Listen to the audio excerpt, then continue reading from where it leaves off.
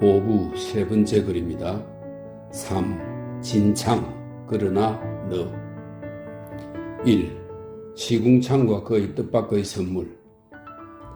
장발장이 있었던 것이 파리의 하수도 속이다. 게다가 파리는 바다와 유사하다. 대양에서처럼 잠수부는 거기에서 사라질 수 있다. 변천은 엄청났다.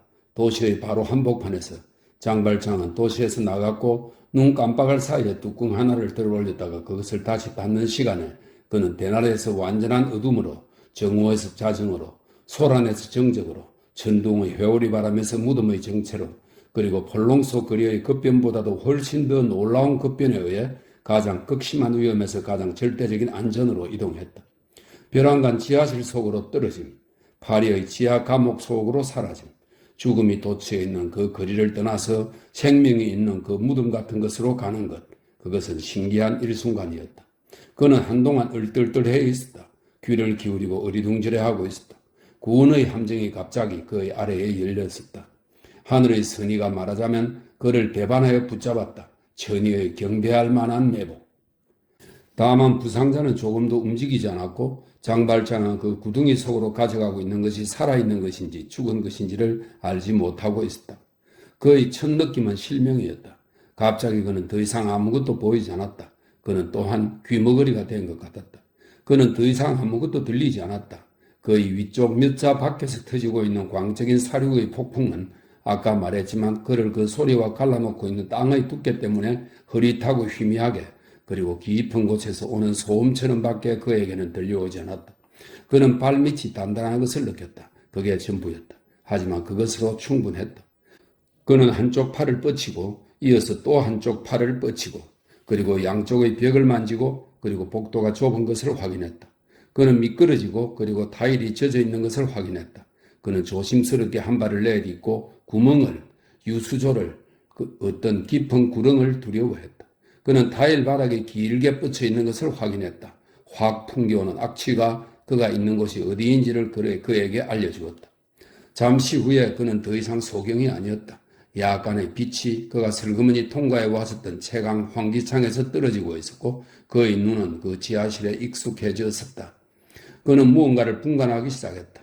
그가 땅속에 숨었다고 밖에는 다른 어떤 말도 이 상황을 더 잘 표현할 수 없는 그 복도는 그의 뒤가 막혀 있었다. 그것은 전문용어로 지관이라고 부르는 그런 막다른 골목의 하나였다. 그 앞에 또 하나의 벽이, 어둠의 벽이 있었다. 채광 환기창의 빛은 장발장이 있는 지점에서 12어 걸음쯤에서 없어지고 하수도의 축축한 벽을 몇 미터쯤 겨우 희끄무리하게 비치고 있었다. 저쪽에는 어둠이 짙었다.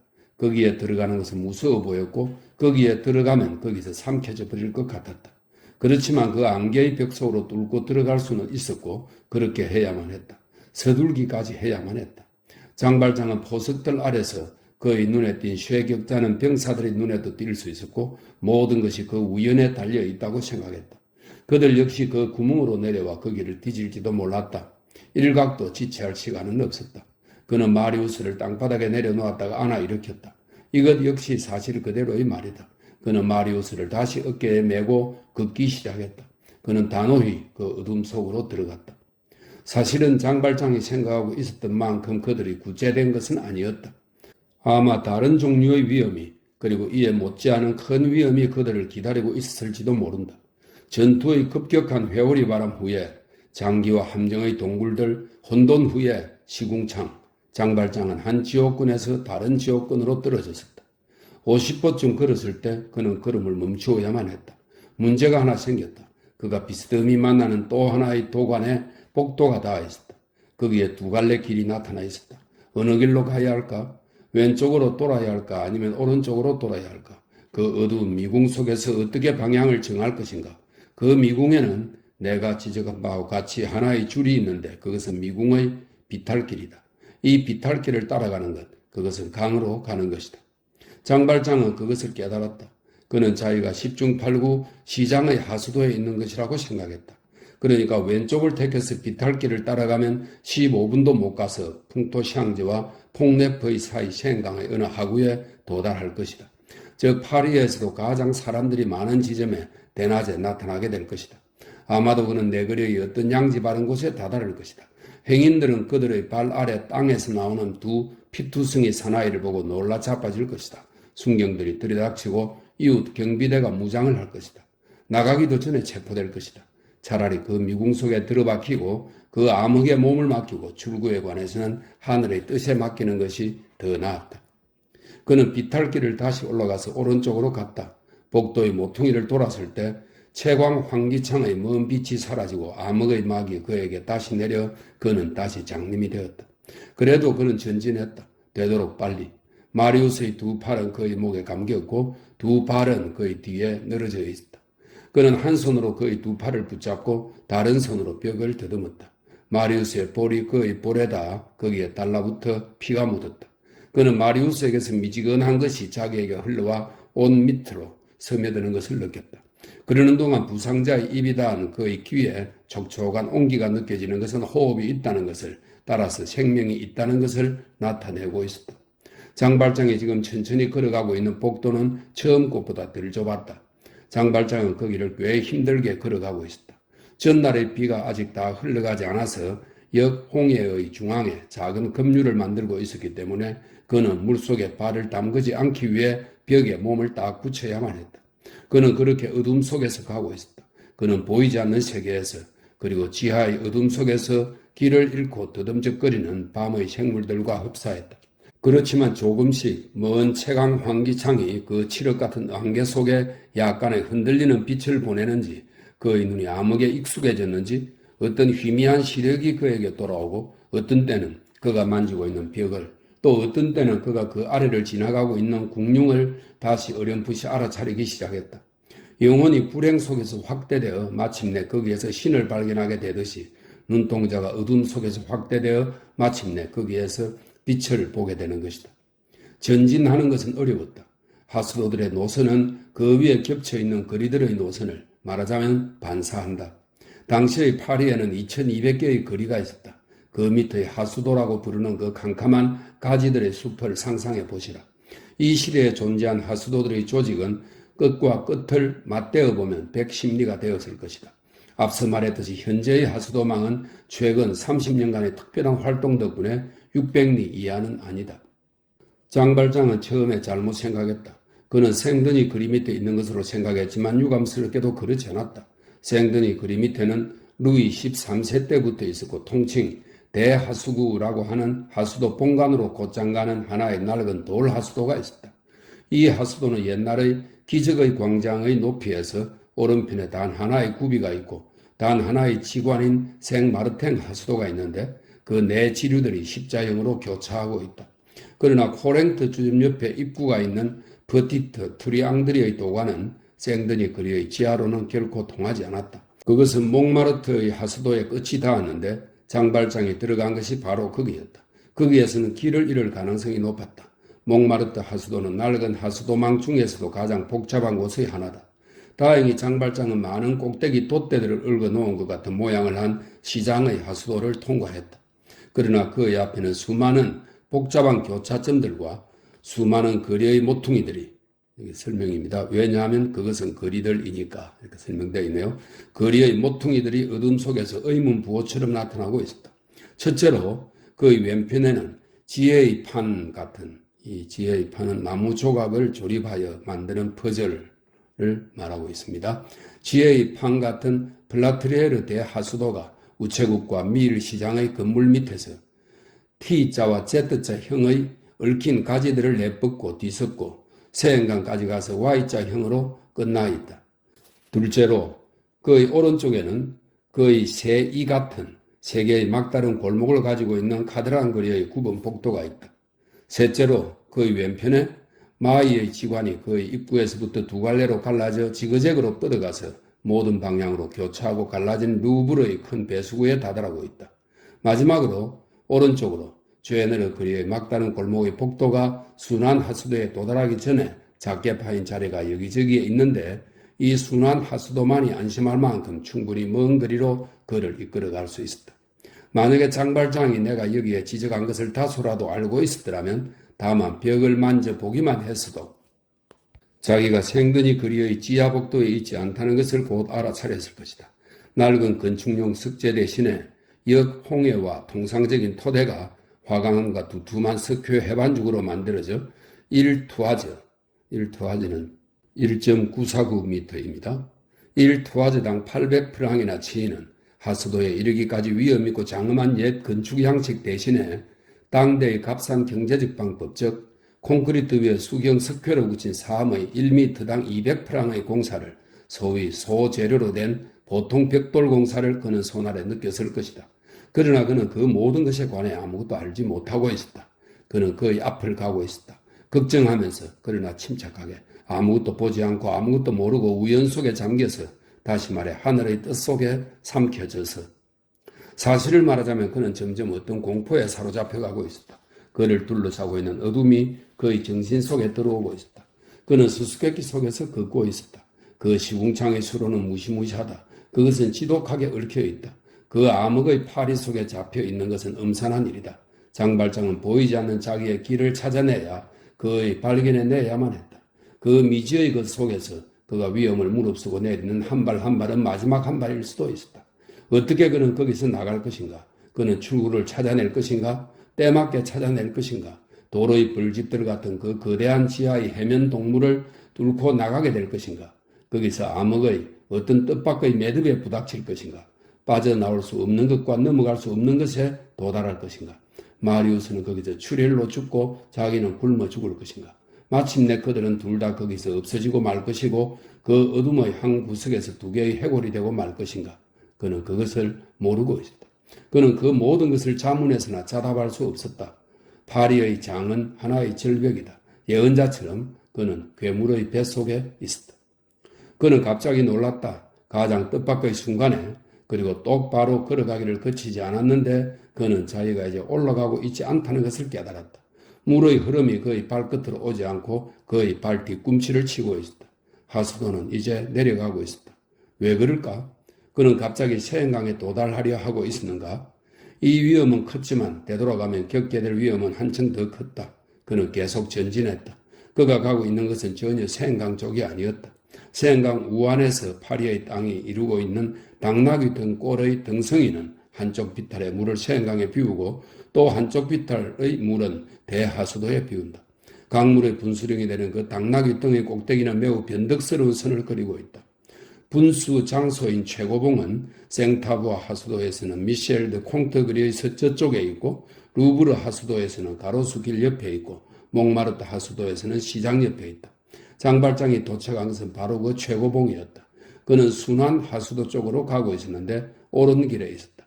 그러나 그는 그런 것을 아무것도 모르고 있었다. 하나의 직관을 만날 때마다 그는 그 모퉁이들을 더듬어 보았고 그 통로가 그가 있는 복도보다 덜 넓은 경우에는 거리로 들어가지 않고 가던 길을 계속 가는데 더 좁은 길은 모두 막다른 골목에 이를 것이고 목적지 즉 출구에서 멀어질 수밖에 없을 것이라고 옳게 판단했다. 그는 그렇게 내가 아까 예언한 4개의 미로들이 암흑 속에서 그에게 놓여져 있었던 4개의 덫을 피했다. 어떤 때 그는 폭동으로 화석처럼 굳어졌고 바리케이트들로 교통이 두절되었던 파리 아래에서 나오고 있고 살아있는 정상적인 파리 아래로 돌아오고 있는 것을 확인했다. 갑자기 그의 머리 위에서 천둥 같은 소리가 멀리서 그러나 계속해서 들렸다. 수레들이 굴러가는 소리였다. 그는 한 30분 전부터 어쨌든 그가 마음속으로 하는 계산으로는 그렇게 걷고 있었는데 아직 쉴 생각은 하지 않았었다. 다만 마리우스를 받치고 있는 손을 바꾸었을 뿐이었다. 어둠이 전보다 더 깊어졌지만 그렇게 짙은 것이 그에게는 안심이 되었다. 도령 그는 자기 앞에 자기의 그림자를 보았다. 그림자는 발밑의 역홍해와 머리 위에 궁룡을 희미하게 붉게 물들이고 있는 거의 분명치 않은 약한 붉은 빛에 윤곽이 뚜렷이 드러나 있었는데 그것이 복도의 축축한 양쪽 벽 위에서 좌우로 미끄러지듯 움직이고 있었다. 깜짝 놀란 그는 뒤를 돌아다 보았다. 그의 뒤에 그가 방금 지나온 복도에서 그에게는 무척 멀었던 것 같은 거리에서 짙은 어둠을 뚫고 그를 보고 있는 것 같은 일종의 무서운 별이 불같이 번쩍이고 있었다. 그것은 하수도 속에서 뜨는 경찰의 음산한 별이었다. 그 별 뒤에 검고 꼿꼿하고 희미하고 무시무시한 8개 내지 10개의 형체들이 어수선하게 움직이고 있었다. 2. 설명 6월 6일 낮에 하수도 수색 명령이 내렸다.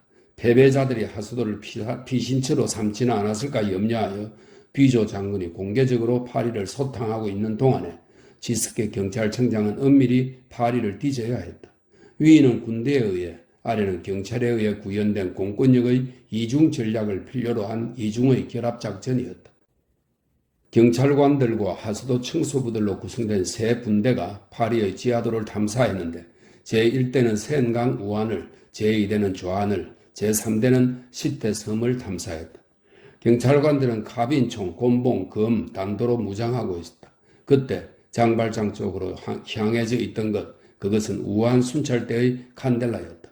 이 순찰대는 카드란 거리 밑에 있는 굽은 복도와 세 곳의 막다른 골목들을 막 돌아본 참이었다.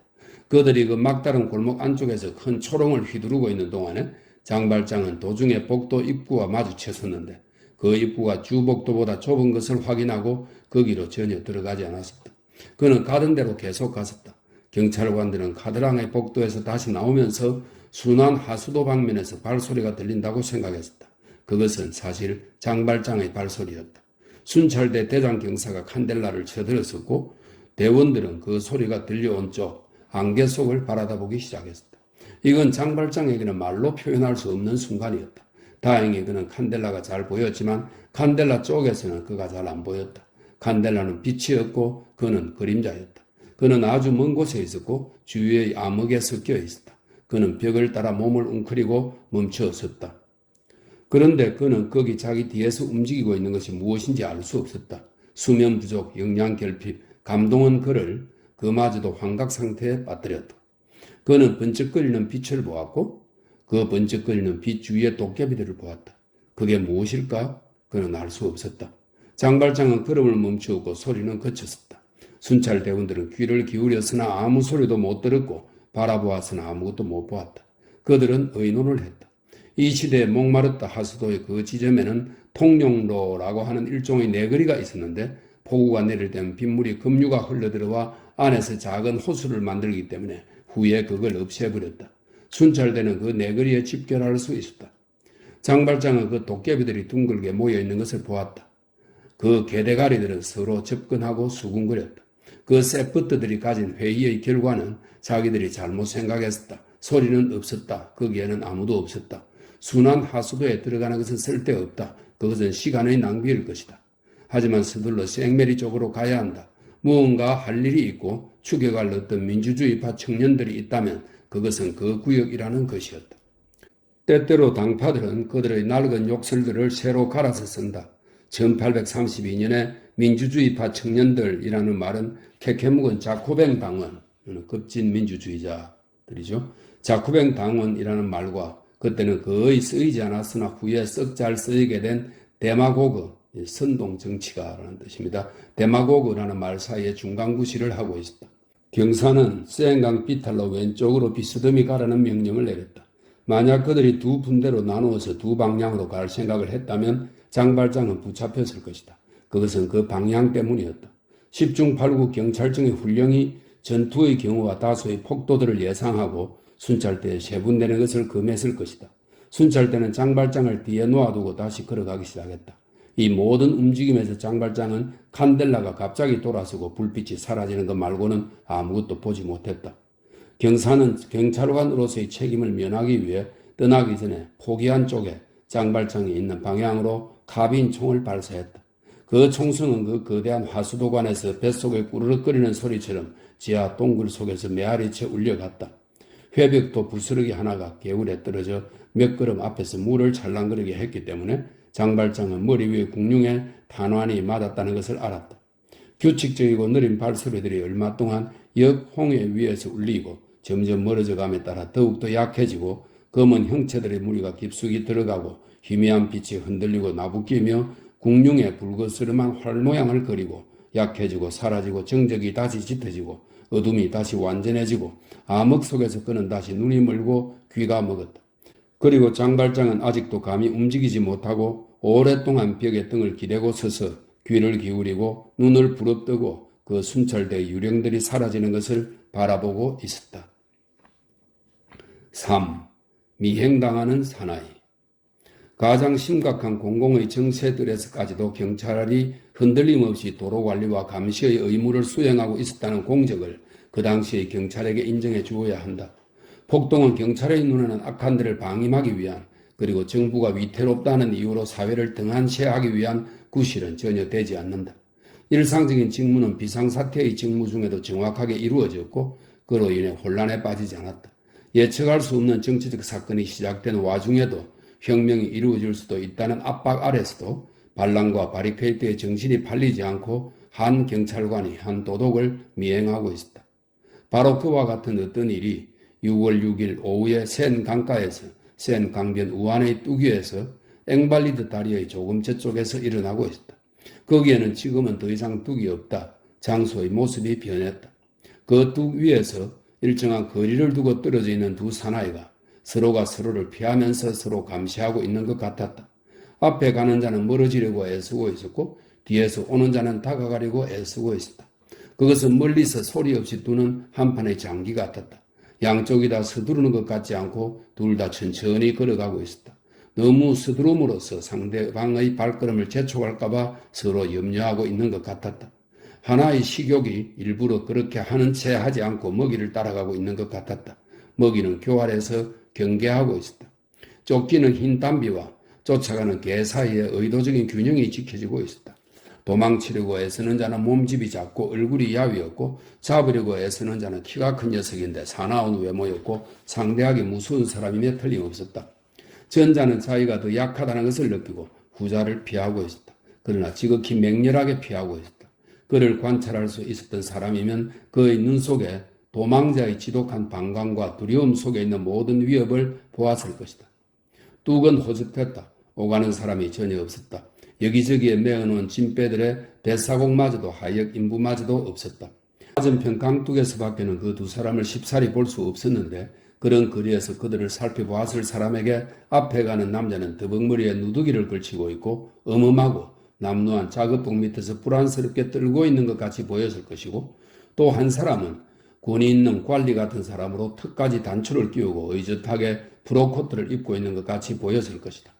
만약 독자가 더 가까운 곳에서 그들을 보았다면 그는 아마 그 두 사람을 알아봤을 것이다. 후자의 목적은 무엇이었는가? 10중 8구 전자에게 더 따뜻한 옷을 입혀줄 수 있게 되는 것. 나라옷을 입고 있는 사람이 누더기를 입고 있는 사람을 뒤쫓는 것은 그 사람에게 역시 나라옷을 입히기 위해서이다. 다만 그 빛깔이 문제다. 푸른 옷을 입는 것은 영광이고 붉은 옷을 입는 것은 불쾌하다. 천한 신분의 주홍빛이 하나 있다. 이 말은 주홍빛은 왕, 황제, 추기경의 신분을 상징한다고 합니다. 천한 신분의 주홍빛이 하나 있다. 전자가 피하고자 하는 것은 10중 8구 그런 종류의 어떤 불쾌감과 어떤 주홍빛일 것이다. 후자가 전자를 앞에 걸어가게 놓아두고 아직 체포하지 않은 것은 필시 그가 어떤 그럴싸한 집합 장소에 그리고 정당하게 납포할 만한 어떤 무리에 도달하는 것을 보리는 희망에서였을 것이다. 이러한 미묘한 행동을 미행이라고 부른다. 이런 추측은 그 단추를 낀 사나이가 뚝에서 빈 채로 강가를 지나가는 상마차 한 대를 보고 마부에게 신호를 한 것으로 보아 완전히 틀림없는 것 같다. 마부는 알아듣고 자기가 누구에게 볼 일이 있는가를 분명히 분간하고 말고삐를 돌려 강물 위에서 평보로 그 두 사람을 따라가기 시작했다. 이것은 앞에 가고 있는 해진 옷을 입은 수상한 인물에게는 감지되지 않았다. 상마차는 샹젤리제의 가로수를 따라서 굴러가고 있었다. 손에 채찍을 들고 있는 마부의 상반신이 난간 위에 지나가는 것이 보이고 있었다. 경찰관들에 대한 경찰의 비밀 훈령 하나에는 이런 조항이 들어있다. 필요한 경우 언제나 승합마차를 이용할 수 있게 할 것. 서로 제각기 빈틈없는 전략을 써서 행동하면서도 그 두 사람은 강둑까지 내려가는 강변의 비탈길에 다가가고 있었는데 이 비탈길은 당시 파스에서 도착하는 상마차의 마부들이 말들에게 물을 먹이려고 강에 올 수 있게 해주고 있었다. 이 비탈길은 그 후 조화를 위해 철거되었다. 말은 목이 말라 죽을 지경이었지만 사람들의 눈은 즐거워졌다. 작업복의 사나이는 나무들이 우거진 곳인 샹젤리제로 도망쳐버리고 그 비탈길을 올라가려고 하는 모양이었으나 거기는 그 대신 경찰들의 왕래가 매우 잦아 뒤쫓는 자가 쉽게 협력을 얻을 수 있는 곳이다. 강둑의 이 지점은 1824년에 브라크 대령이 모레에서 파리로 가져온 집, 속칭 프랑스와 1세의 집에서 아주 조금밖에 안 떨어져 있다. 경비대가 거기에 아주 가까이 있다. 지켜보는 사람에게는 매우 놀랍게도 추적당하고 있는 사나이는 물먹이 터의 비탈길로 전혀 가지 않았다. 그는 강가를 따라 여전히 두 길을 걸어가고 있었다. 그의 처지는 명백히 위험해졌다. 생강에 투신하지 않는 한 그는 어떻게 할 것인가. 이제부터는 강둑으로 다시 올라갈 방법은 전혀 없었다. 더 이상 비탈길도 없고 계단도 없었다.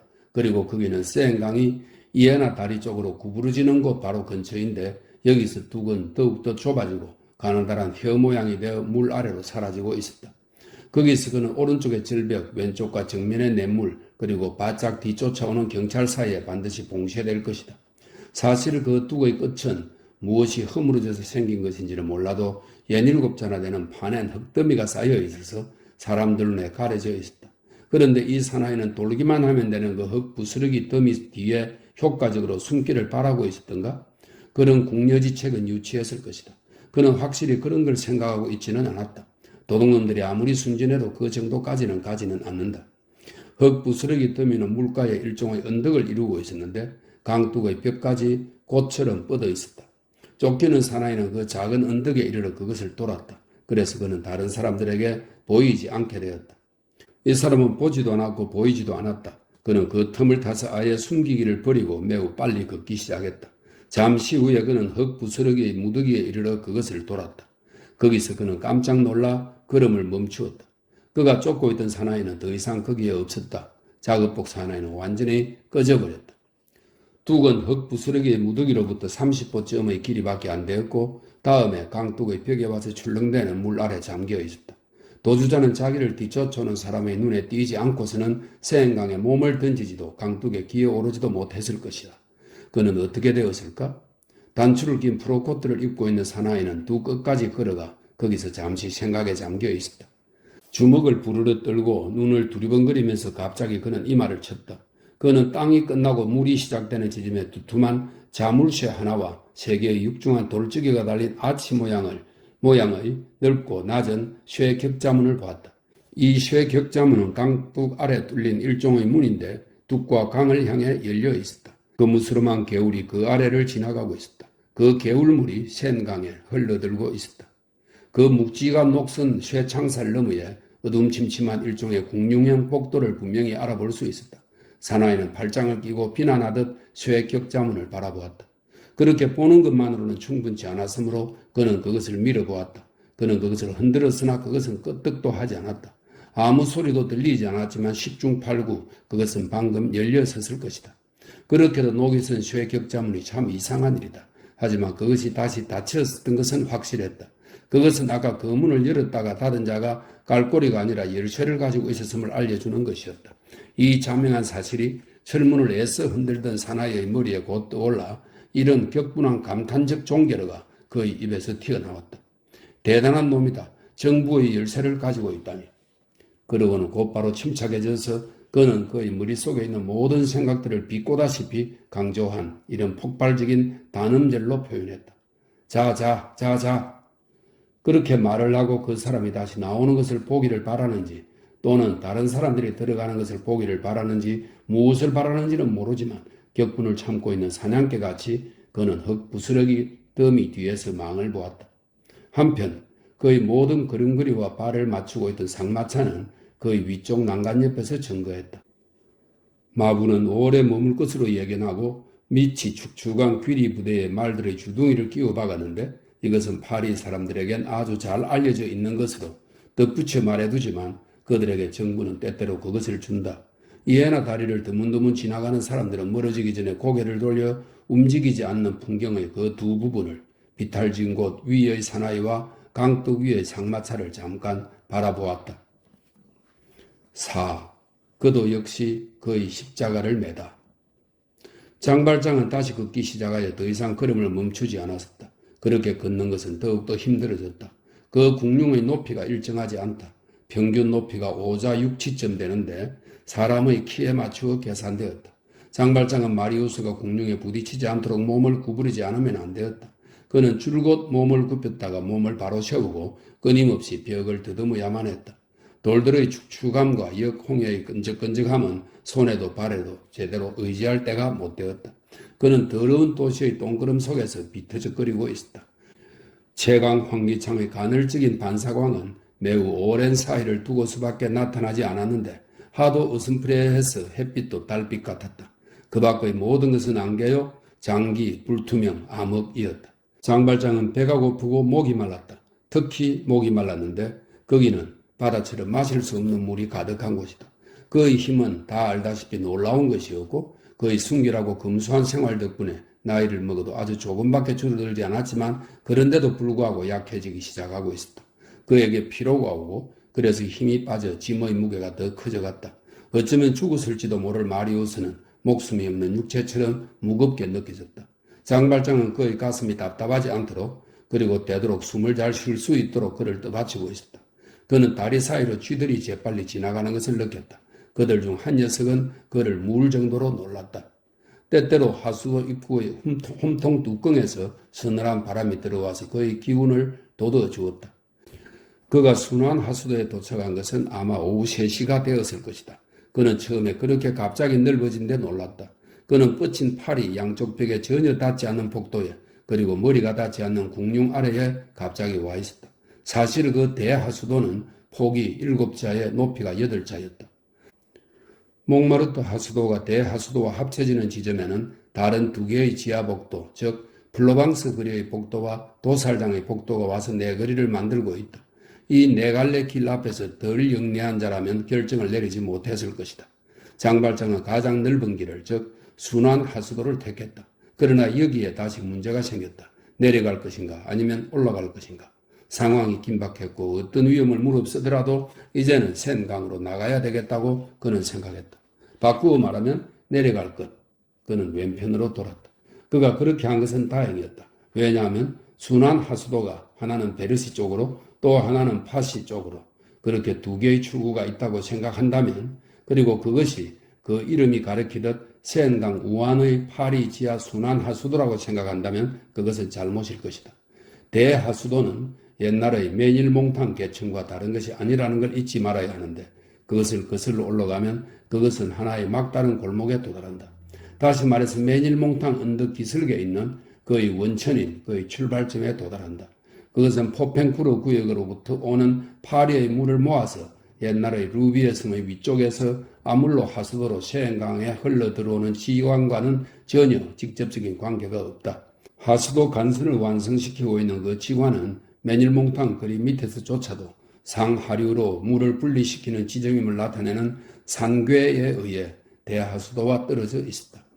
만약 장발장이 복도를 올라갔다면 무진 애를 쓴 뒤에 극도로 피로하고 기진맥진하여 암흑 속에서 하나의 벽에 도달했을 것이다. 그는 끝장이 났을 것이다. 부득이한 경우에는 오던 길로 조금 되돌아오고 부슈라 네거리 지하에서 주저하지 않는다는 조건 아래 페이우디 칼베르로 복도로 들어가고 생루이 복도로 가고 그런 다음에 왼쪽으로 생질 도관으로 들어가고 그런 다음 오른쪽으로 돌아 생 세바스티앙의 복도를 피하면 그는 아물로 하수도에 도달할 수 있었을 것이고 바스티우 아래에 있는 F자형의 복도에서 전혀 길을 잃지 않으면 병기창 근처의 세엔강 쪽 출구에 도달할 수 있었을 것이다. 하지만 그러기 위해서는 거대한 녹석 같은 하수도를 철저하게 그리고 그의 모든 분선들과 그의 모든 통로들에서 알았어야 했을 것이다. 그런데 이 점을 강조해 두어야겠는데 장발장은 자기가 가고 있는 그 무시무시한 오물 처리장에 대해서는 아무것도 모르고 있었다. 그리고 만약 누가 그에게 그가 무엇 속에 있느냐고 물었다면 그는 어둠 속에 있다고 대답했을 것이다. 그의 직감은 그에게 크게 도움이 되었다. 내려가는 것, 그것은 사실 구원이 가능한 길이었다.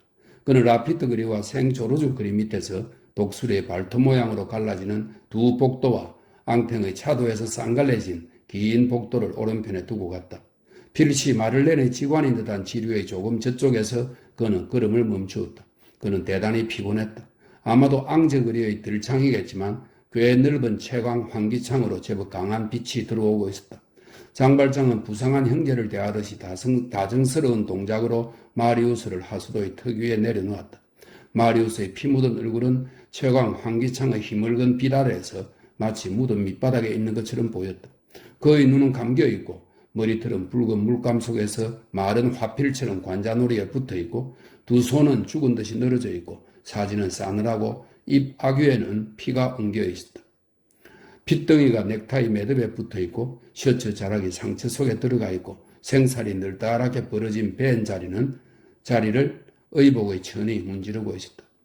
장발장은 손가락 끝으로 옷을 헤치고 그의 가슴에 손을 얹었다. 심장은 아직 뛰고 있었다. 장발장은 자기 셔츠를 찢어서 최선을 다해 상처를 묶고 추리를 막았다. 그런 뒤에 그 어두운 핀 심한 곳에서 여전히 의식이 없고 거의 숨도 안 쉬는 마리우스의 몸을 구부리고 말로 표현할 수 없는 정오심을 가지고 그를 바라보았다.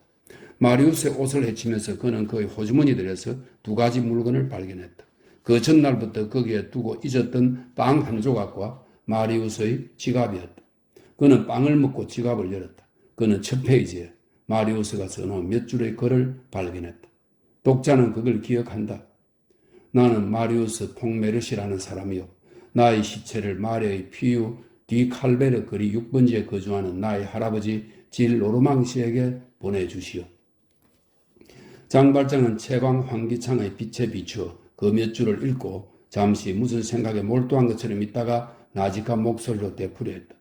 피유디 칼베르 거리 6번지 질 로르망시라. 그는 지갑을 마리우스의 호주머니에 도로 넣었다. 먹고 나니 그는 다시 기운이 났다. 그는 마리우스를 다시 등에 업고 그의 머리를 조심스럽게 자기 오른쪽 어깨에 기대게 하고 다시 하수도를 걸어 내려가기 시작했다. 매닐몽탕 계곡의 개선을 따라 가고 있는 대하수도의 길이는 근 20리에 달한다. 그 물줄기의 중요한 부분에는 포석이 깔려 있었다. 내가 독자를 위해 장발장의 지하의 행진을 밝히고 있는 그 파리의 거리들 이름의 횃불, 장발장은 그것을 가지고 있지 않았다. 그가 어떤 도시의 어떤 지대를 지나가고 있는지 어떤 길을 걸어왔었는지 그에게 말해주는 것은 아무것도 없었다. 다만 그가 때때로 만나는 미광의 웅덩이들이 줄곧 희미해져 가는 것을 보고 그는 햇빛이 포도에서 물러가고 있고 해가 지는데 오랜 시간이 걸리지 않으리라는 것을 알 수 있었다. 그리고 머리 위의 마차들의 굴러가는 소리가 연속적 이런 것이 단속적으로 되고 이어서 거의 그쳐버렸기 때문에 그는 자기가 더 이상 파리의 중심 밑에 있지 않고 변두리의 가로수길이나 강둑 끝에 가까운 어떤 적적한 지역에 다가가고 있다고 결론지었다. 집과 거리들이 더 적은 곳에서는 하수도의 채광 환기창들도 더 적다. 어둠이 장발장의 주위에서 짙어가고 있었다. 그래도 그는 어둠 속을 더듬으면서 전진하기를 계속했다. 그 어둠이 갑자기 혹심해졌다. 모래도 여자처럼 배신한다. 그는 자기가 물속으로 들어가고 있고 발밑은 더 이상 포석이 아니고 진흙이라는 걸 느꼈다. 브르타뉴나 스코틀랜드의 어떤 해변들에서는 어떤 사람이 여행자나 어부가 썰물 때 바닷가의 먼 모래밭을 걷고 있다가 몇 분 전부터 어쩐지 걸어가는데 힘이 드는 것을 갑자기 깨닫는 수가 때때로 있다. 해변은 그의 발밑에서 송진 같고 발바닥이 거기에 붙는다. 그것은 더 이상 모래가 아니고 끈끈이다. 모래사장은 완전히 건조하지만 걸음을 걸을 때마다 발을 올리자마자 그가 남기는 발자국에 물이 잔뜩 괴한다. 그런데 눈은 아무런 변화도 알아차리지 못했다. 넓디 넓은 모래밭은 평평하고 고요하고 모래는 다 똑같은 모습이고 단단한 땅과 더 이상 그렇지 않은 땅을 구별해주는 것은 아무것도 없다. 작고 즐거운 바다 진딧대가 지나가는 사람들의 발 위에서 시끄럽게 뛰기를 계속한다. 사람은 제길을 따라가고 앞으로 가고 육지를 향해 가고 해변에 접근하려고 애쓴다. 그는 불안하지 않다. 무엇이 불안하겠는가? 다만 그가 한 걸음씩 걸을 때마다 마치 발의 무게가 증가해 가는 것처럼 무엇인가를 느낀다. 갑자기 그는 빠진다. 두세치 빠진다. 아무리 생각해도 그는 좋은 길에 있지 않다. 그는 방향을 결정하기 위해 걸음을 멈춘다. 갑자기 그는 자기의 발을 본다. 그의 발은 사라졌다. 모래가 발을 덮고 있다. 그는 모래에서 발을 빼고 되돌아가고자 하고 뒤로 돌아간다. 그는 더 깊이 빠진다. 모래가 그의 복사뼈에 온다. 그는 거기서 빠져나오고 왼쪽으로 내딛는데 모래가 그의 종아리 중간까지 온다. 그는 오른쪽을 내딛는데 모래가 오금까지 온다. 그때야 그는 자기가 유사 속에 빠졌다는 것을, 그리고 물고기가 거기서 헤엄칠 수 없다는 것보다도 더 사람이 걸어갈 수 없는 무시무시한 환경이 자기 아래에 있다는 것을 확인하고 형용할 수 없는 공포에 사로잡힌다. 그는 짐이 있으면 짐을 내던지고 조난선처럼 가벼워진다. 그러나 이미 때는 늦었다. 모래가 무릎 위까지 와 있다. 그는 사람을 부르고 모자나 손수건을 흔드는데 모래는 더욱더 그에게 밀려온다. 만약 모래밭에 사람이 없으면, 만약 육지가 너무 멀면, 만약 모래톱이 너무 질이 나쁘면, 만약 근처에 용감한 사람이 없으면 끝장이다. 그는 그냥 빠져들어갈 수밖에 없게 된다. 그는 무시무시한 매장을 당할 수밖에 없게 된다. 오래 걸리고 틀림없고 무자비하고 시간을 늦출 수도 서두를 수도 없고 몇 시간이고 지속되고 한없이 계속되고 살아있고 자유롭고 아주 건강한 사람에게 느닷없이 닥쳐오고 사람의 발을 끌어당기고 노력을 하면 할수록 소리를 지르면 지를수록 사람을 조금 더 아래로 끌어가고 저항을 하면 할수록 그것을 벌하려는 듯이 더 꽉 조르고 사람에게 수평선을, 나무들을, 푸른 벌판들을, 평야에 있는 마을들의 연기를, 바다에 떠있는 배들의 돛을, 날며 지저귀는 새들을, 태양을, 하늘을 볼 시간을 충분히 주면서 그를 서서히 땅속으로 돌아가게 하는 그러한 무시무시한 매몰. 그것은 밀물이 되어 살아있는 사람을 향해 땅 밑바닥에서 올라오는 무덤이다. 매 순간이 가혹한 매장이다. 가련한 사나이는 앉고 눕고 기어보려 하지만 그가 하는 모든 동작은 그를 매장한다. 그는 다시 몸을 이렇게 세우지만 빠진다. 그는 삼켜지는 것을 느끼고 애원하고 구름에 호소하고 팔을 꼬고 절망한다. 이제 배까지 모래 속에 빠져든다. 모래가 가슴까지 올라온다. 그는 이제 반신상에 불과하다. 그는 두 손을 올리고 미친 듯이 비명을 지르고 손톱으로 모래밭을 긁어 뜯고 그 재 같은 것에 매달리려 하고 그 반신상의 물은 받침에서 벗어나려고 양쪽 팔꿈치로 짚고 미친 듯이 흐느낀다. 모래가 올라온다. 모래는 어깨까지 온다. 모래는 목까지 온다. 지금은 얼굴만이 보인다. 입은 외치고 모래는 입을 가득 채운다. 소리도 못 지른다. 눈은 아직도 보는데 모래가 눈을 덮는다. 암흑이다. 이어서 이마가 줄어들고 약간의 머리털이 모래 위에서 흔들린다. 손 하나가 나와서 모래밭 표면을 뚫고 움직이고 흔들리고 그러다가 사라진다. 한 사나이의 불행한 소멸이다. 때로는 말 탄 사람이 말과 함께 매몰된다. 때로는 짐수레꾼이 짐수레와 함께 매몰된다. 모든 것이 모래밭 밑으로 침몰한다. 그것은 물속 아닌 다른 곳에서의 파선이다. 그것은 땅이 사람을 익사시키는 것이다. 땅이 대양해져서 함정이 된다. 땅이 평원처럼 나타나 바다처럼 열린다. 깊은 구렁은 그렇게 사람을 배반하는 수가 있다. 이런 비통한 사건은 이러이러한 해변에서는 언제나 가능한데 30년 전 파리의 하수도에서도 역시 가능했다. 1833년에 시작된 대공사 이전에 파리의 지하도에선 돌발적인 매물이 흔히 있었다. 물이 유난히 부스러기 쉬운 어떤 하청 지면에 스며들고 있었다. 역 홍해는 그것이 오래된 하수도들에서처럼 포석이 깔려있던 새 지하도들에서처럼 콘크리트 위에 굳혀있던 수경 석회든 간에 더 이상 받쳐주는 것이 없으므로 휘고 있었다. 이런 종류의 바닥에 생긴 주름, 그것은 곧 균열이고 균열은 곧 붕괴다. 역 홍해는 상당한 길이에 걸쳐서 무너져가고 있었다. 진창 구릉의 간극인 이 균열을 전문용어로 함몰구덩이라고 불렀다. 함몰이란 무엇인가? 그것은 땅 밑에서 갑자기 만나는 해변의 유사다. 그것은 하수도 속의 생미셸 산의 모래톱이다. 물에 적셔진 땅은 용해되어 있는 것 같고 그 모든 분자들은 물은 매질 속에서 정지되어 있다. 그것은 흙도 아니고 물도 아니다. 그 깊이가 때로는 매우 크다. 이런 것과 만나는 것보다도 더 무서운 것은 아무것도 없다. 만약 물이 많으면 죽음이 빠르고 삼켜져 버린다. 만약 흙이 많으면 죽음은 느리고 매몰된다. 이러한 죽음을 상상해 보는가? 매물이 바다의 모래톱에서 무시무시하다면 시궁창에서는 그게 어떻겠는가?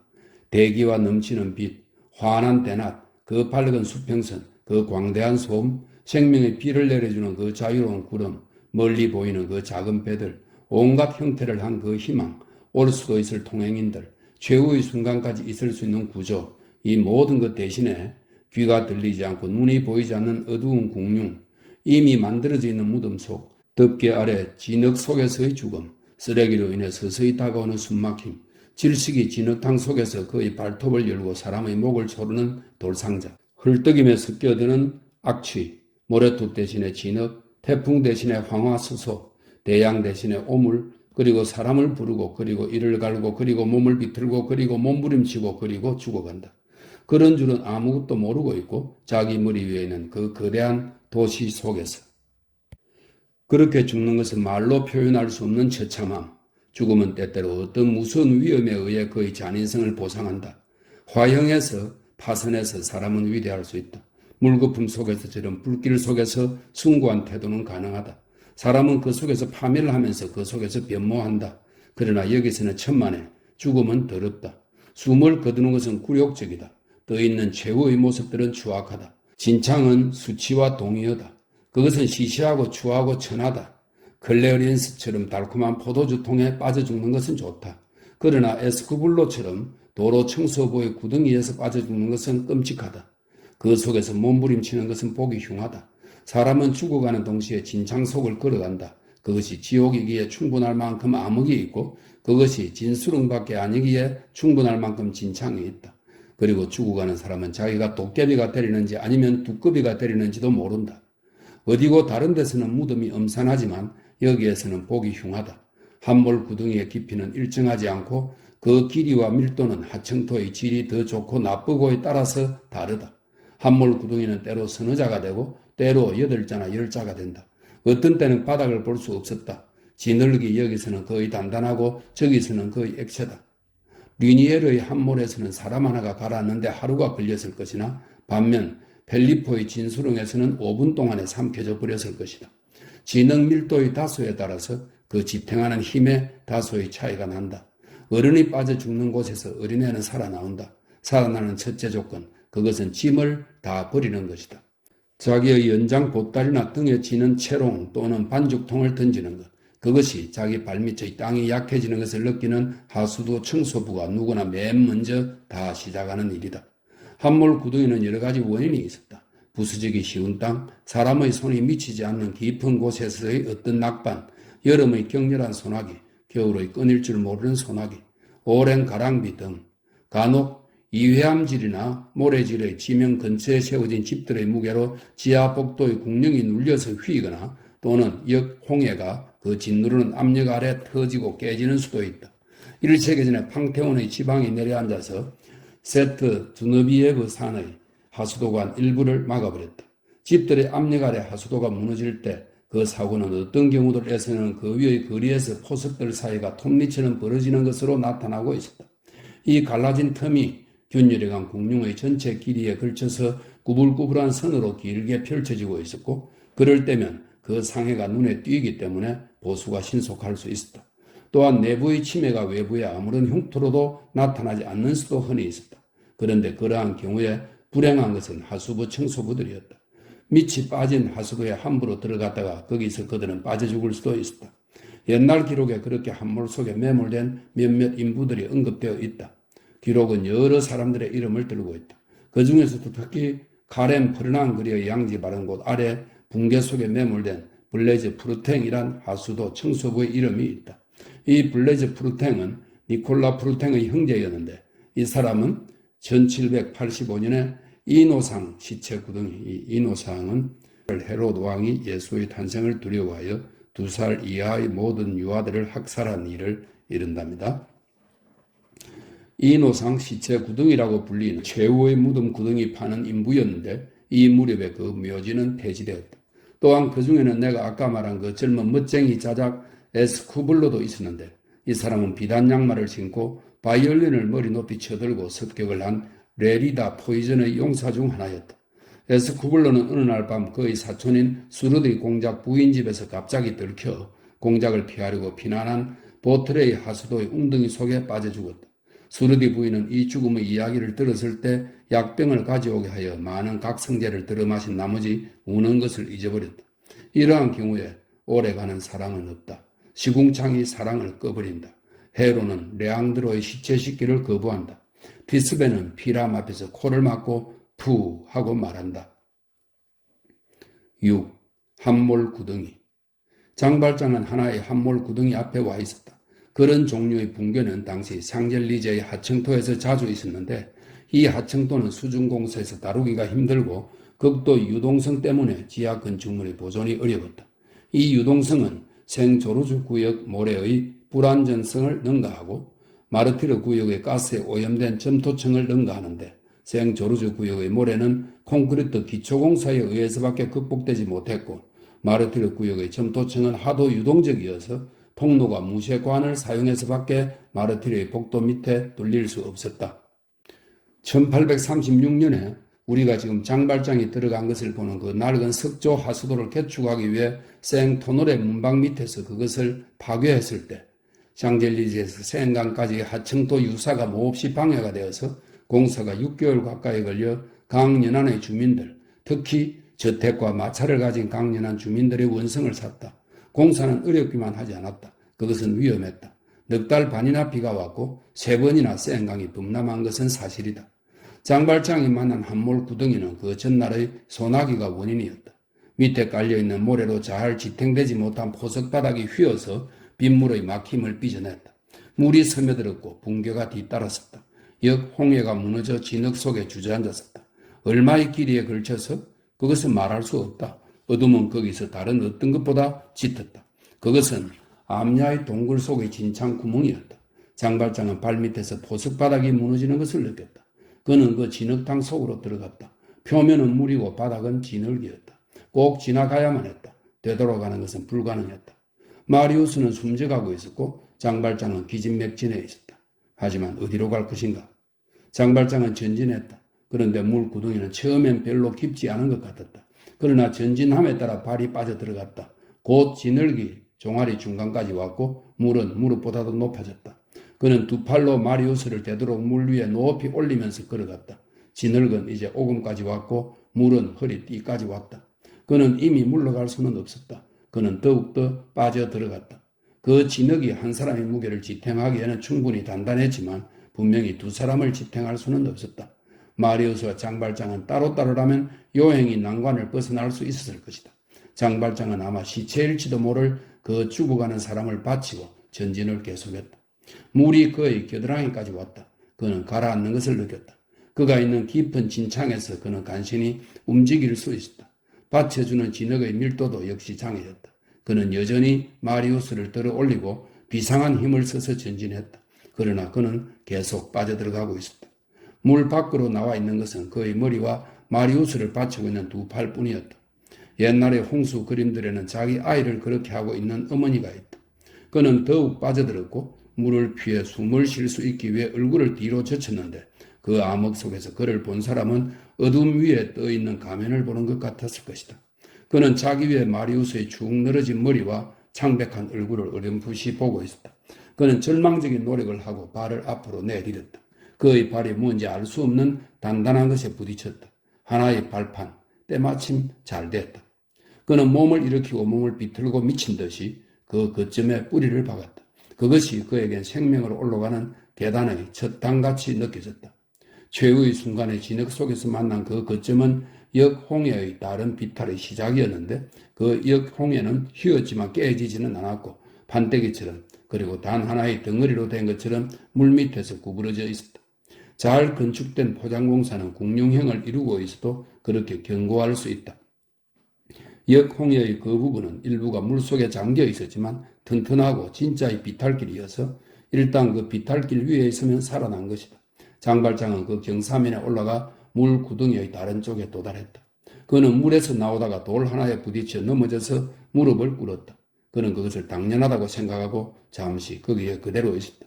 마음속으로 신에게 뭔지 알 수 없는 말을 하면서 그는 다시 몸을 일으켜 세웠다. 떨면서 얼어가지고 고약한 냄새를 풍기고 그가 끌고 가는 그 빈사자 아래 몸을 구부리고 흙탕물을 뚝뚝 떨어뜨리면서 마음은 이상한 빛으로 가득 차서 7. 이따금 상륙한다고 생각할 때 좌초한다. 그는 다시 한번 걷기 시작했다. 그런데 한몰 구덩이에 목숨을 두고 오지는 않았지만 그는 거기에 힘을 두고 온 것 같았다. 그 극도의 노력에 그는 기진맥진했었다. 피로가 이제 하도 심해서 그는 서너 걸음 걸을 때마다 숨을 돌리지 않을 수 없었고 벽에 기대곤 했다. 한 번은 마리우스의 위치를 바꾸기 위해 하수도의 턱에 앉아야만 했는데 거기에서 떠나지 못할 것 같았다. 그러나 그의 힘은 다 빠졌지만 그의 정력은 전혀 그렇지 않았다. 그는 다시 일어섰다. 그는 죽을 힘을 다해서 걸었다. 그의 빠른 걸음으로 고개도 들지 않고 그의 숨도 쉬지 않고 그렇게 100보쯤 걸었는데 갑자기 벽에 부딪혔다. 그는 하수도의 한 모퉁이에 도달했었는데 머리를 숙이고 커브에 도착했을 때 벽을 만났었다. 그는 눈을 들었고 지하도 끝에 저기 그의 앞에 멀리 아주 멀리 빛이 한 줄기 보였다. 이번에는 무서운 빛이 아니었다. 그것은 좋은 흰 빛이었다. 그것은 햇빛이었다. 장발장은 출구를 보고 있었다. 업화 속에서 돌연 지옥의 출구를 보는 영벌받은 영혼이라면 장발장이 느낀 것을 느낄 것이다. 그 영혼은 불에 탄 날개의 나무지를 가지고 빛나는 문을 향해 미친 듯이 날아갈 것이다. 장발장은 더 이상 피로를 느끼지 않았고 더 이상 마리우스의 무게를 느끼지 않았으며 그의 강철 같은 오금을 되찾고 걷는다기보다는 뛰었다. 그가 다가감에 따라 출구가 더욱더 뚜렷이 나타났다. 그것은 마치 아치 모양의 홍해인데 점점 축소되어가는 궁룡보다 덜 높고 궁룡이 낮아지는 동시에 좁아져가는 복도보다도 덜 넓었다. 터널은 깔때기 속처럼 끝나고 있었다.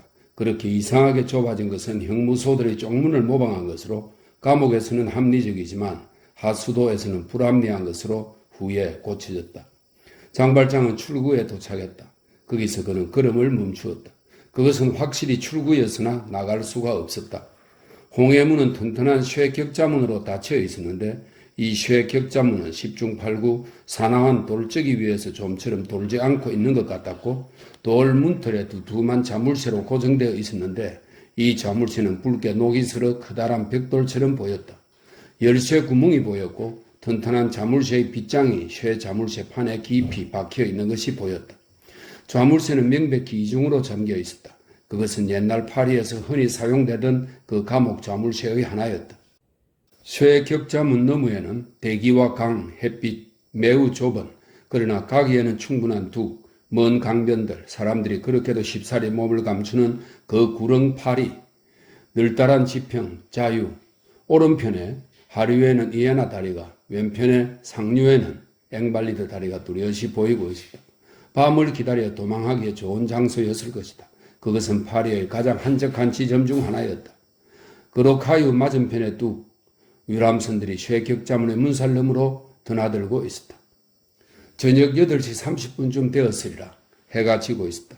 장발장은 마리우스를 역 홍해의 건조한 부분 위 벽에 기대어 내려놓고 나서 쇠격자문으로 걸어가 두 주먹으로 문살을 꽉 잡았다. 미친 듯이 흔들었지만 끄떡도 하지 않았다. 쇠격자문은 움직이지 않았다. 장발장은 문살을 하나씩 잡고 가장 덜 견고한 것을 뽑아서 그것을 지렛대 삼아 문을 올리거나 좌물쇠를 부술 수 있기를 바랐다. 어느 문살도 움직이지 않았다. 호랑이의 이빨들도 그 치조들에서 그보다 더 견고하지는 않을 것이다. 지렛대가 없다. 지뢰로 밀 수도 없다. 장애는 극복할 수 없었다. 문을 열 아무런 방법도 없었다. 그는 그만두어야 하는가? 어떻게 할까? 어떻게 될까? 되돌아갈 것. 이미 지나온 무시무시한 도정을 다시 시작할 것. 그는 그럴 힘이 없었다. 더구나 기적적으로밖에 빠져나오지 못했던 그 물구덩이를 어떻게 다시 건너갈 수 있겠는가? 그 물구덩이 다음에는 그 경찰 순찰대가 있지 않았는가? 확실히 두 번이나 그들에게서 벗어나지는 못하리라. 그리고 또 어디로 갈 것인가? 어느 방향을 취할 것인가? 비탈을 따라가더니 그것은 목적지로 가는 것이 전혀 아니었다. 다른 출구에 도착한들 거기도 뚜껑이나 쇠격자문으로 막혀 있을 것이다. 모든 출구가 그렇게 닫혀 있을 것은 의심할 여지가 없었다. 그가 들어왔던 쇠격자문은 우연히도 떼어져 있었지만 분명히 하수도의 다른 구멍들은 닫혀 있었을 것이다. 하나의 감옥 속으로 탈주하는 데밖에 성공하지 못했을 것이다. 일은 끝났다. 장발장이 했었던 모든 일은 수포로 돌아갔다. 신이 받아들이지 않고 있었다. 그들은 둘 다 죽음의 암담하고 거대한 거미줄에 사로잡혀 있었고 장발장은 암흑 속에서 떨고 있는 그 검은 줄들 위에서 무시무시한 거미가 뛰고 있는 것을 느꼈다. 그는 쇠격자문에서 등을 돌리고 여전히 움직이지 않고 있는 마리우스 옆에 포석 바닥 위에 털썩 주저앉았는데 앉았다기보다는 오히려 쓰러져서 머리를 두 무릎 사이에 푹 박았다.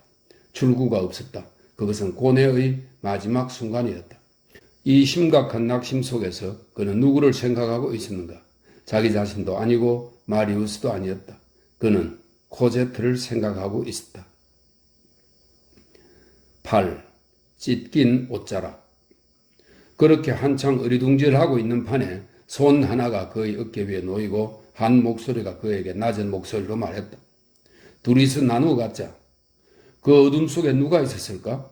절망처럼 꿈을 닮은 것은 아무것도 없다. 장발장은 꿈을 꾸고 있는 것이라고 생각했다. 그는 전혀 발소리를 듣지 않았었다. 이럴 수 있었을까? 그는 눈을 들었다.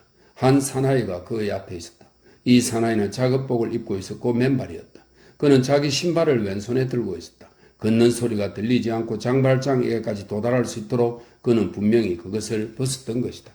장발장은 한시도 주저하지 않았다. 아무리 뜻밖의 만남이었다 할지라도 이 사나이가 그에게 알려져 있었다. 이 사나이는 테나르디에였다.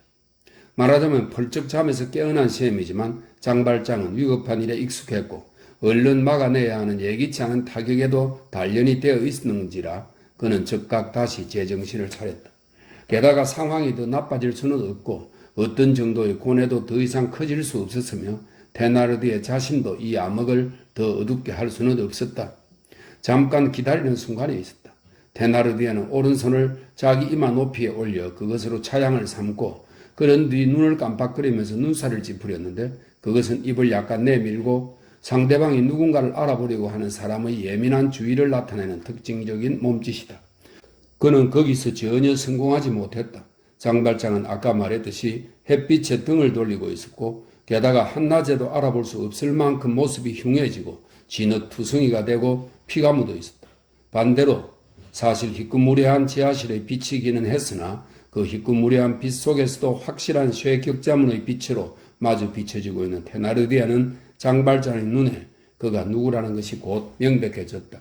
이 조건들의 불균등은 이 이상한 대결에서 장발장에게 어떤 이점을 확보해 주기에 충분했다.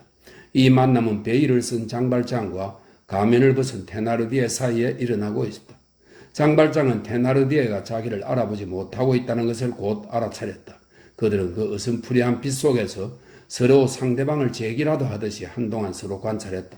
테나르디에가 먼저 침묵을 깼다. 너는 어떻게 나갈 거야? 장발장은 대답하지 않았다. 테나르디에는 계속했다.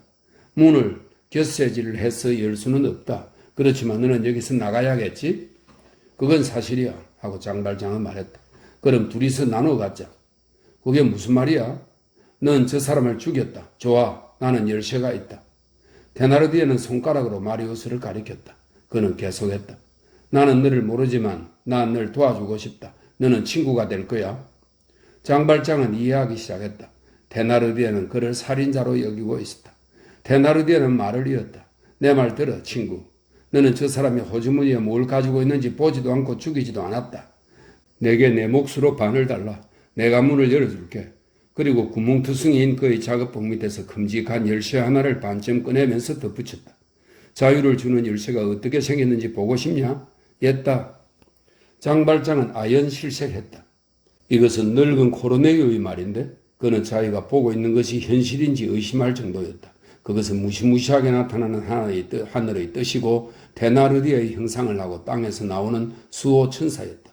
테나르디는 작업복 밑에 가려진 큰 호주머니에 주먹을 쑤세 넣고 밧줄을 꺼내 장발장에게 내밀었다. 자, 하고 그는 말했다. 다음으로 이 밧줄도 주마. 뭐하게 밧줄은? 넌 또 돌도 필요하겠지만 그건 밖에서 찾아내거라. 밖엔 돌 부스러기가 얼마든지 있으니까. 뭐하게 돌은? 이런 바보 같으니 넌 그 녀석을 강에 던질 테니 돌과 밧줄이 필요해. 그런 게 없으면 그게 물에 뜰 테니까. 장발장은 그 밧줄을 받았다. 그렇게 기계적으로 받지 않는 사람은 아무도 없다. 테나르디에는 갑자기 무슨 생각이 난 것처럼 손가락들을 부딪혀 소리를 냈다. 아 참 친구. 저기 물 구덩이에서 어떻게 빠져나왔나? 나는 감히 하지 못했는데. 넌 좋은 냄새가 안 난다. 좀 쉬었다가 그는 덧붙였다. 내가 여러 가지 물어보는데 너가 대답하지 않는 건 옳은 일이야. 이건 15, 16분 걸리는 불쾌한 예심의 실습이니까. 그리고 또 전혀 말을 하지 않으면 너무 큰 소리로 말할 염려도 없지. 어쨌든 간에 너의 얼굴이 내게 안 보인다고 해서 그리고 내가 너 이름을 모른다고 해서 너가 어떤 사람인지 그리고 너가 무슨 짓을 하려는지 내가 모른다고 생각하는 건 잘못이야. 뻔해. 너는 저 양반 것을 조금 훔쳤다.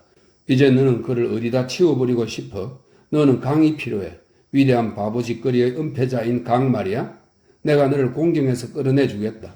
궁지에 있는 착한 놈을 돕는 건 내 취향이니까.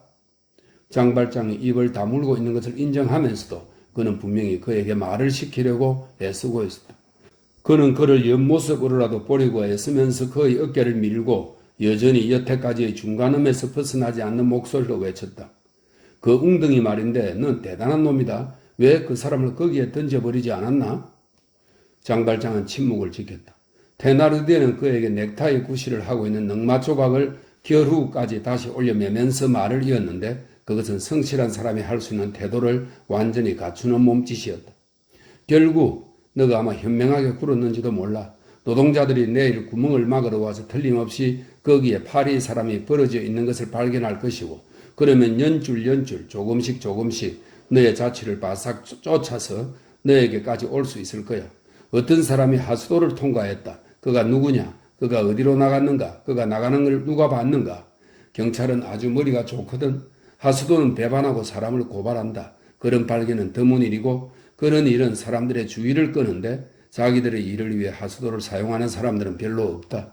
그런 반면 강은 모든 사람의 것이다. 강은 진짜 무덤이야. 한 달 후면 생클로의 그물에서 사람을 건져낸다.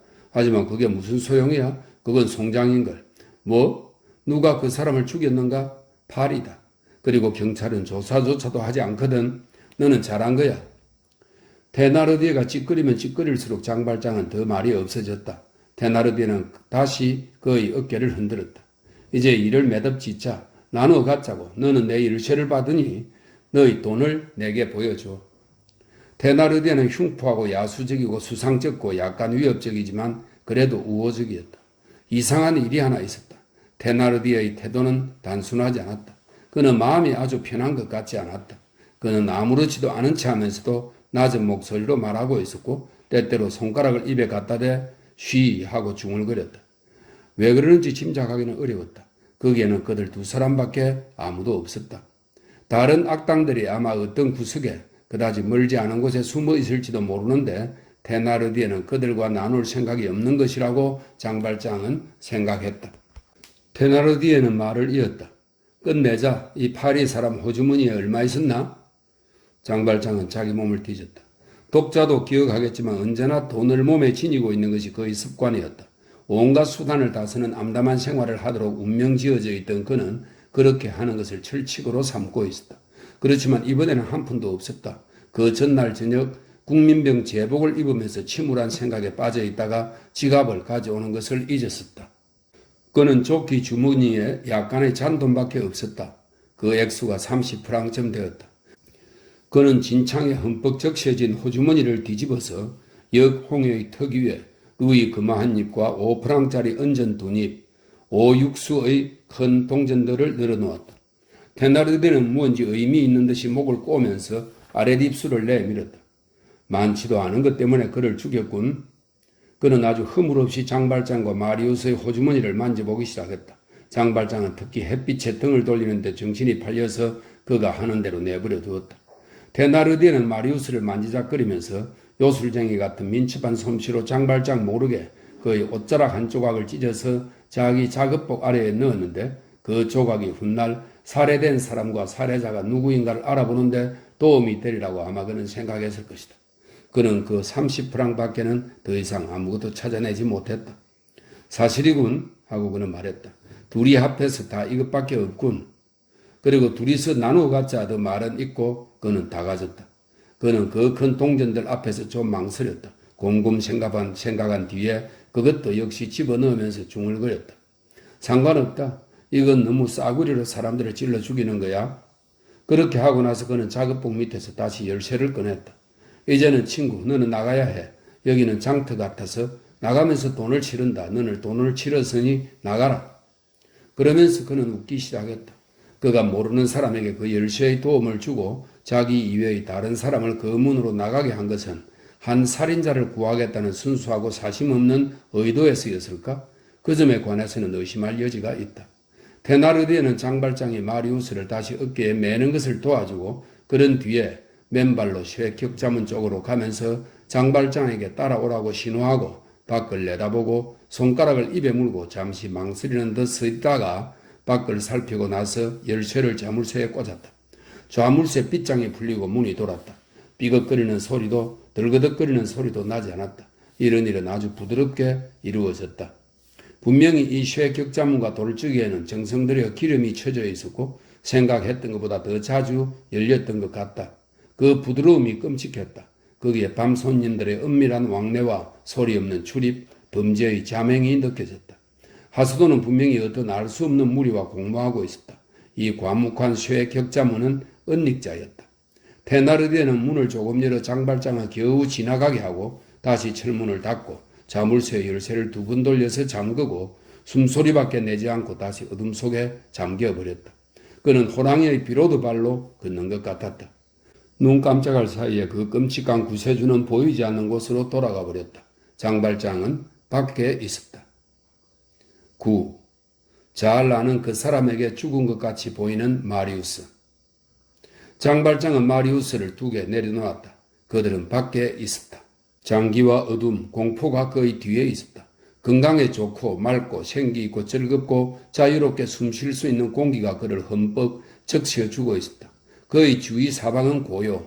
그러나 창공에 가라앉은 태양의 매혹적인 고요. 황혼이 졌다. 밤이 오고 있었다.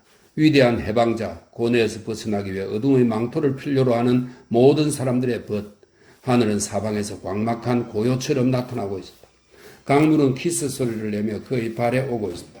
샹젤리제의 느릅나무들 속에서 서로 저녁 인사를 하는 새끼 새들의 공중의 대화가 들리고 있었다. 푸르스름한 중천에 희미하게 얼룩을 이루고 있고 오직 몽상하는 눈에만 보이는 몇 개의 별들이 무한한 공간 속에서 미미한 작은 빛으로 반짝이고 있었다. 저녁은 장발장의 머리 위에 절대자의 모든 아늑함을 펼치고 있었다. 그렇다고도 안 그렇다고도 말할 수 없는 애매하고 미묘한 시간이었다.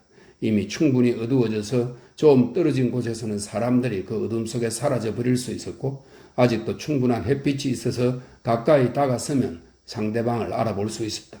장발장은 몇 초 동안 그 모든 장엄하고 상냥한 평온에 의해 어쩔 수 없이 정복되었다. 그러한 망각의 순간들이 있다. 고통이 불쌍한 사람을 괴롭히기를 포기한다. 모든 것이 생각 속에서 사라진다. 평화가 몽상가를 밤처럼 덮어준다. 그리고 빛나는 어스름 아래 그리고 빛나는 하늘을 본따서 마음이 별처럼 빛난다. 장발장은 자기 위에 있는 그 광대한 엷은 어둠을 응시하지 않을 수 없었다.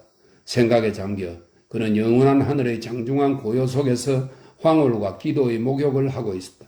그런 뒤에 얼른 의무감이 그에게 돌아온 것처럼 마리우스 쪽으로 몸을 구부리고 손바닥으로 물을 떠서 그의 얼굴에 몇 방울을 가만히 뿌렸다. 마리우스의 눈은 열리지 않았다. 그렇지만 반쯤 열린 그의 입은 숨을 쉬고 있었다. 장발장이 또다시 냇물에 막 손을 넣으려 하는 참에 갑자기 그는 자기 뒤에 보이지는 않아도 누가 있을 때 같은 그런 뭔지 알 수 없는 거북함을 느꼈다. 나는 이미 다른 데서 그러한 인상을 지적했거니와 이런 걸 누구나 다 알고 있다. 그는 돌아보았다. 방금 느꼈던 것처럼 어떤 사람이 정말 그의 뒤에 있었다. 키 큰 한 남자가 긴 프로코트에 몸을 감싸고 팔짱을 끼고 오른손 주먹에 납 손잡이가 달린 곤봉을 쥐고 있는 한 남자가 마리우스 위에 웅크리고 있는 장발장 뒤에 몇 걸음 떨어져 서 있었다. 그것은 어둠 때문에 유령 같았다. 보통 사람이면 어스름한 빛 때문에 그리고 신중한 사람이면 곤봉 때문에 그것이 무서웠을 것이다. 장발장은 자베르를 알아보았다. 테나르디의 추적자가 자베르 외에 다른 사람이 아니라는 것을 독자는 아마 간파했을 것이다.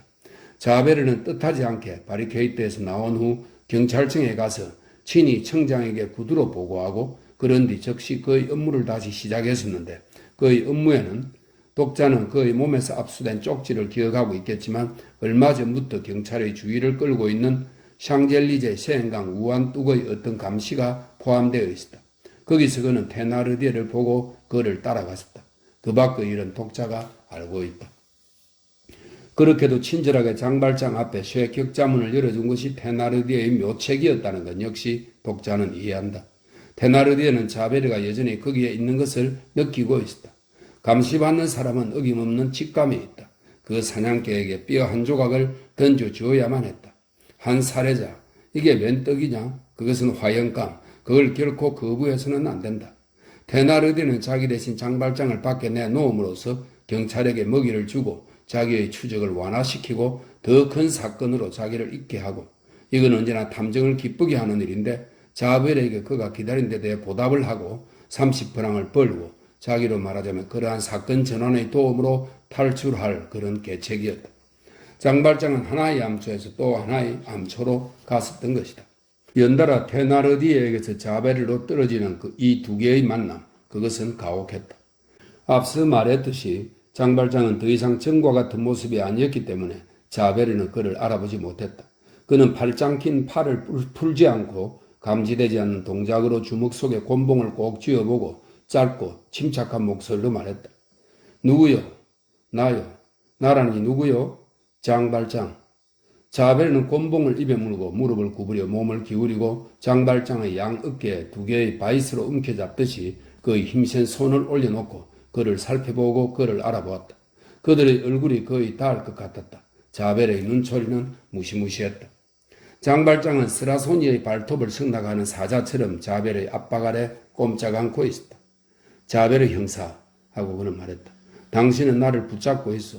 더구나 나는 오늘 아침부터 나는 당신의 포로라고 생각하고 있었어. 내가 당신에게서 도망치려고 당신에게 내 주소를 준 건 전혀 아니고. 아니요. 나를 체포하시오. 다만 내게 한 가지만 허락해 주시오. 자벨은 듣고 있지 않는 것 같았다. 그는 장발장을 응시하고 있었다. 그의 찌푸른 턱이 그의 입술을 코 쪽으로 내밀고 있었는데 그것은 사나운 몽상을 나타내는 것이었다. 이었고 그는 장발장을 놓아버리고 쭉 허리를 펴고 곤봉을 다시 꼭 쥐고 꿈결에서처럼 이런 질문을 했다기보다 오히려 중얼거렸다. 당신은 거기서 뭘 하고 있는 거요? 그리고 이 사람은 누구요? 그는 장발장에게 여전히 해라 하지 않았다.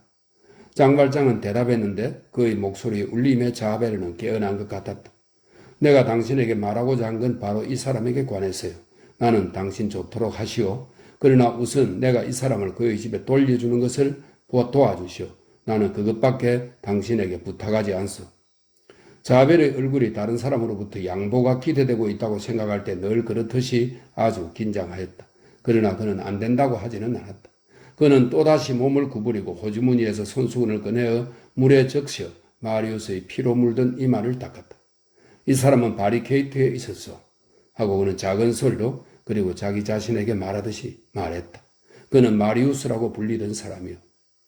인류의 탐정, 곧 죽으리라고 생각하면서도 모든 것을 관찰하고 모든 것에 귀를 기울이고 모든 것을 이해하고 모든 것을 받아 넣었던 사람. 심지어 죽음의 고뇌 속에서조차 동정을 살피고 묘지의 첫 계단에 발꿈치를 올려놓고도 기록을 하고 있었던 사람. 그는 마리우스의 손을 잡고 맥을 짚었다. 부상자요 하고 장발장은 말했다. 죽은 사람이요 하고 자벨은 말했다. 장발장은 대답했다. 아니요. 아직 죽지는 않았어. 당신은 그래. 이 사람을 바리케이트에서 여기까지 가져온 거요? 하고 자벨은 말했다. 하수도를 통한 그 걱정되는 구조에 대해 그가 전혀 강조하지도 않고 그의 질문에 장발장이 묵묵부답인 것을 지적조차 하지 않은 것을 보면 그가 무슨 깊은 생각을 하고 있었음에 틀림없었다. 장발장 쪽에서는 단지 한 가지 생각밖에 없는 것 같았다. 그는 말을 이었다. 이 사람은 마레에서 PUD 칼레비 거리의 조부댁에서 사는데 그분 이름이 뭐더라? 장발장은 마리우스의 옷을 찢어서 지갑을 꺼내고 마리우스가 연필로 적어놓은 종이를 펼쳐 그것을 자벨에게 내밀었다. 아직 공중에는 글씨를 읽을 수 있을 만큼 충분한 빛이 있었다. 그뿐 아니라 자벨의 눈에는 밤새들의 야광 같은 것이 있었다. 그는 마리우스가 써놓은 몇 줄을 읽고 중얼거렸다. PUD 칼베르 거리 6번지 질로르망. 그런 뒤 그는 소리쳤다. 마차꾼! 만일의 경우를 위해 대비하고 있던 상마차를 독자들은 기억한다. 자벨은 마리우스의 지갑을 간직했다. 잠시 후에 마차는 물먹이터의 비탈길로 내려와 두 개 있었고 마리우스는 안쪽 좌석에 놓여 있었고 자벨은 장발장 옆에 앉아 있었다. 문이 다시 닫히고 상마차는 빨리 떠나 강가의 길을 바스티우 방면으로 올라갔다. 그들은 강가의 길을 떠나 거리로 들어갔다. 마부석의 검은 그림자, 마차꾼은 수처가 말들에게 채찍질을 하고 있었다. 상마차 안은 싸늘한 침묵, 마리우스는 움직이지 않고 몸통은 안쪽 구석에 등을 기대고 머리는 가슴 위에 떨어뜨리고 팔은 늘어져 있고 발은 굳어 있어 더 이상 관 밖에 기다리지 않는 것 같았다. 장발장은 그림자로 만들어진 것 같았고 자벨은 돌로 만들어진 것 같았다. 그리고 그 마차 안에는 어둠이 가득 차 있어서 마차가 가로등 앞을 지나갈 때마다 단속적인 번갯불로 그렇게 되는 것처럼 내부가 희끄무레하게 어슴푸레해져 보였고 새 비극적인 정물들, 시체, 유령, 조상이 우연히 한데 모여 음산하게 대면하고 있는 것 같았다. 10. 목숨을 아끼지 않는 아이의 귀가. 포도에서 마차가 흔들릴 때마다 마리우스의 머리털에서 한 방울씩 피가 떨어졌다. 상마차가 비우디 칼베르거리 6번지에 도착했을 때는 완전한 밤이었다. 자베르가 맨 먼저 마차에서 내려 대문 위에 붙어있는 번지를 한눈에 확인하고 마주보고 있는 염소와 목신으로 된 구식 장식이 있는 무거운 무쇠 손잡이를 들어 올려 세차게 한번 두드렸다. 문짝이 반것이 열렸고 자베르가 문을 밀었다. 문지기가 반쯤 몸을 내놓았다. 하품을 하면서 멍하니 눈을 뜨고 손에 촛불을 들고. 집 안에서는 모든 것이 자고 있었다. 마을에서는 사람들이 일찍 잔다. 특히 폭동의 날은 그렇다. 그 오래된 구역의 착한 주민들은 혁명에 질겁을 하고 잠속으로 피난한다. 마치 어린아이들이 도깨비가 오는 소리를 들었을 때 머리에 이불을 뒤집어 쓰듯이. 그러는 동안 장발장은 마리우스를 겨드랑이 아래서 떠받치고 마차꾼은 오금 아래서 떠받쳐 둘이서 그를 상마차에서 끌어냈다. 마리우스를 그렇게 들고 가면서도 장발장은 넓게 찢어진 옷 밑으로 손을 넣어 가슴을 만져보고 심장이 아직 뛰고 있는 것을 확인하였다. 마치 마차의 흔들림으로 다소 생명이 되살아난 것처럼 심장은 조금 덜 약하게 뛰기도 했다. 자베르는 한 반도의 문지기 앞에서 관료다운 말투로 문지기에게 말을 걸었다. 질 노르망이란 사람 집이 여기요? 여기입니다. 무슨 일이지요? 그의 아들을 가져왔어. 아들을요? 하고 문지기는 얼빠진 듯이 말했다. 그가 죽었어. 누더기를 읽고 꾀지지한 장발장이 자베르 뒤에 와 있었는데 문지기가 무서운 듯이 그를 바라보았다. 장발장은 그에게 그렇지 않다는 고갯짓을 했다. 문지기는 자베르의 말도 장발장의 몸짓도 이해하지 못하는 것 같았다. 자베르는 계속 말했다. 그가 바리케이트에 갔었는데 자 보시오. 바리케이트예요? 하고 문지기는 외쳤다. 그는 피살됐어. 가서 아버지를 깨워요. 문지기는 움직이지 않았다. 가라니까 하고 자베르는 말을 이었다. 그리고 그는 덧붙였다. 내일은 여기서 장례식이 있겠지. 자베르에게는 공로상의 일상적인 사건들이 명확하게 분류되어 있었는데 그것은 경계와 감시의 기초고 일어날 수 있는 일은 저마다 제9액이 있었다. 실현성 있는 사건들을 말하자면 서랍 속에 있었는데 거기서 그것들이 경우에 따라서 변화하는 수량으로 나오고 있었다. 거리에는 소동, 폭동, 유흥, 장례식이 있었다. 문지기는 바스크를 깨우는 것으로 만족했다. 바스크는 니콜레트를 깨웠고 니콜레트는 질 노르망 아주머니를 깨웠다. 할아버지는 언제 알려도 늦지 않으리라고 생각하고 자게 두었다. 마리우스는 이 집의 다른 부분들에서는 아무도 모르게 2층으로 올려져 질 노르망스의 부속 실내의 낡은 소파에 내려놓았다. 그리고 바스크가 의사를 부르러 가고 니콜레트가 옷장을 여는 동안에 장발장은 자베르가 자기 어깨에 손을 대고 있는 것을 느꼈다. 그는 알아차리고 다시 내려갔다. 자기 뒤에 따라오는 자베르의 발소리를 들으면서 문지기는 공포에 사로잡힌 반수 상태에서 그들이 도착하는 것을 보았던 것처럼 그들이 떠나는 것을 바라보았다. 그들은 다시 상마차에 올랐고 마차꾼도 제 좌석에 앉았다. 자베르 형사 하고 장발장이 말했다. 또 한 가지 허락해 주시오. 뭐요? 하고 자베르는 거칠게 물었다. 잠깐 내 집에 돌아가게 해 주시오. 그런 다음엔 나를 당신 하고 싶은 대로 하시오. 자베르는 프로코트 깃 속에 턱을 넣고 잠시 말이 없다가 앞창 유리를 열었다. 마차꾼 하고 그는 말했다. 옴므 아메르거리 7번지로 11. 절대자 속에서의 동료. 그들은 가는 도중 내내 입을 열지 않았다. 장발장은 무엇을 원하고 있었는가? 그가 시작했었던 것을 끝마칠 것.